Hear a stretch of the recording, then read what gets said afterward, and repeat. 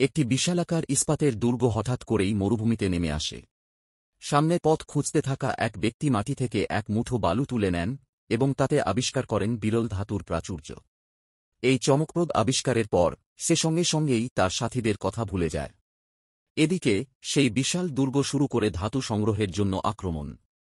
কিন্তু ঠিক তখনই দূরে কিছু অস্বাভাবিকতা লক্ষ্য করে সে।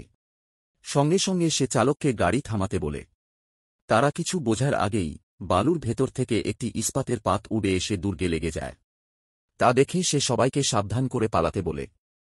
আসলে সেটা ছিল একটি চৌম্বক বিস্ফোরক। তাদের কিছু বোঝার আগেই আরেকটি চৌম্বক মাইন তাদের দুর্গের দিকে এগিয়ে আসে।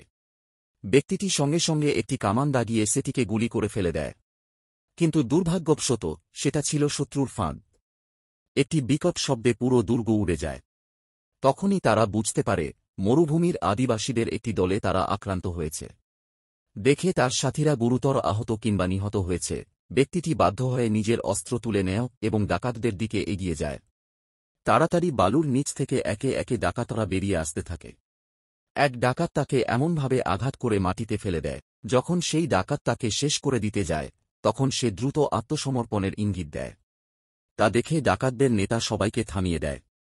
এইভাবে সেই ব্যক্তি বন্দী হয়ে যায় ডাকাতদের হাতে, আর ইস্পাত দুর্গ তাদের নিয়ন্ত্রণে চলে যায়।